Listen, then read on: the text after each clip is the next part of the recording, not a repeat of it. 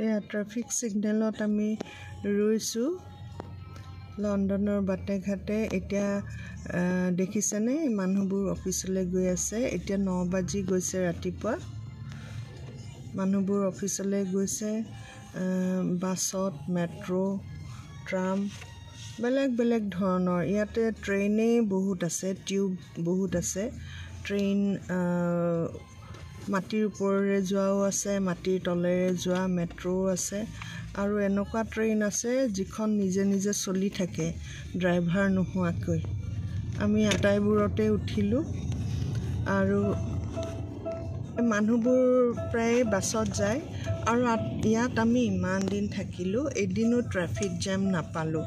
আৰু লণ্ডনৰ ৰাস্তা ঘাটবোৰ যথেষ্ট সৰু, এইটো মেইন ৰাস্তা। এই মেইন ৰাস্তাটো বহল বাৰু, ডাঙৰ, কিন্তু ডাবল ডেকাৰ যে চিটি বাছবিলাক যে ঘূৰি ফুৰে অলিয়ে গলিয়ে, ইমান সৰু সৰু ৰাস্তাৰে ঘূৰি ফুৰে, সেই ৰাস্তাবোৰে যে প্ৰকাণ্ড মানে যেন বাছখন সোমাব পাৰিব মানে ভাবিলে আচৰিত লাগে।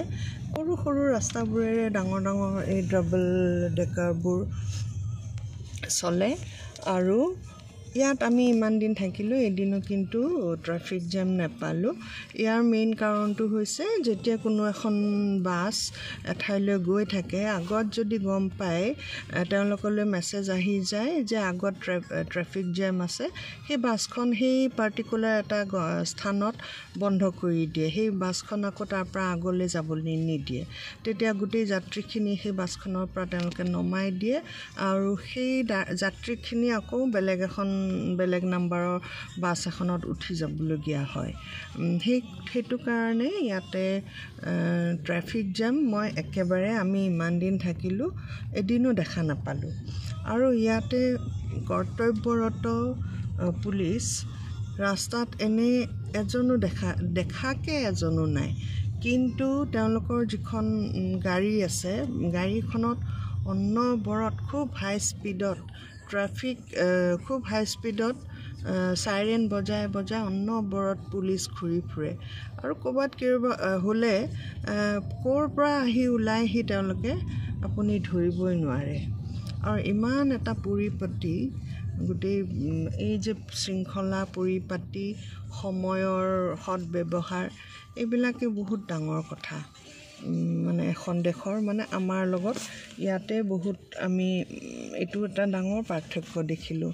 আৰু ফুটপাথবিলাক দেখিছে, সমান সমান ৰাস্তাৰ লগত ফুটপাথেই নে ৰাস্তাই ধৰিবই নোৱাৰি। আৰু ইয়াত কোনো ধৰণৰ ড্ৰেইনো নেদেখিলোঁ, এটাও ড্ৰেইন নাই, এটাও মহ নাই। আৰু কোনফালে পানী গৈছে, কোনফালে নলা গৈছে ক'ব নোৱাৰোঁ। আৰু গোটেই চিটিখনত এই গছজোপা দেখিছে নহয়, এই গছজোপাৰ পাতটো কিবা হেৰিৰ নিচিনা, আমাৰ কপাহৰ গছৰ পাতৰ নিচিনা। গোটেই চিটিখন ফুটপাথত এই গছবিধেৰে ভৰি আছে।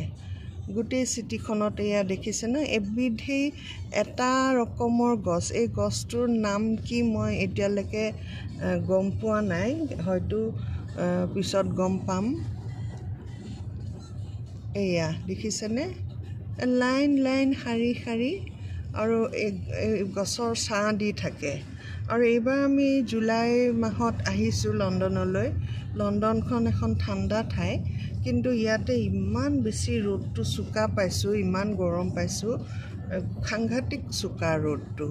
এই গৰমৰ কাৰণে আকৌ হোটেলবিলাকত থাকিবলৈও কিছুমান অসুবিধা হৈছে। অসুবিধা কেনেকুৱা, ইয়াতো মানে এতিয়া গৰম দিন পৰিছে যদিও হোটেলবিলাকত AC নাই।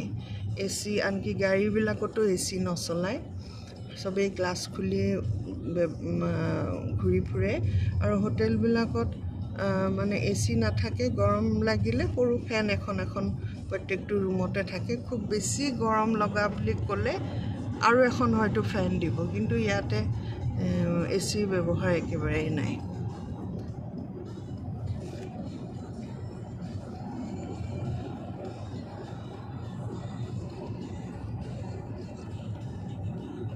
এইবোৰ নতুন এৰিয়াত নতুন ঘৰবোৰ এইবোৰ বনাইছে।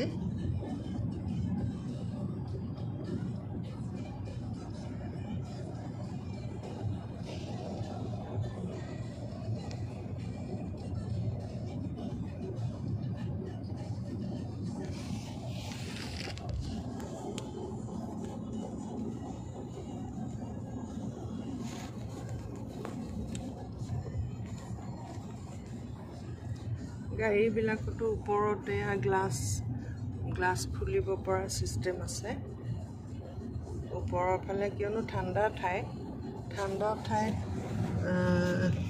গ্লাছখন খুলি দিলে তেওঁলোকে অকণমান ৰ'দ পায় বতাহৰ লগতে অলপ সুন্দৰ ৰ'দ পালে ঠাণ্ডা বতৰ ভালো লাগে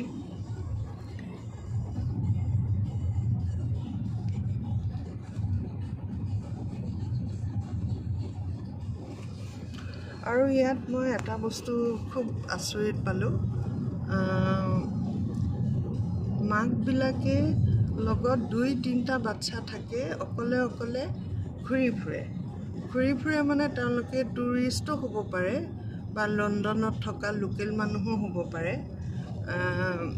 পেৰেম্বুলেটৰত এটা বাচ্চা শুৱাই দিব এটা পেৰেম্বুলেটৰত পিছফালে থিয় হ'ব এটা খোজকাঢ়ি যাব এনেকৈ মাকবিলাকে যথেষ্ট কষ্ট কৰা দেখিছোঁ তেওঁলোকে গোটেই চাই ফুৰে জেগাবোৰ সেইদিনাখন দেখিছোঁ তেনেকৈ মিউজিয়ামলৈও লৈ গৈছে বাচ্চা তাৰপিছত গাৰ্ডেন এইবিলাকতো লৈ যায় লণ্ডন আই তাৰপিছত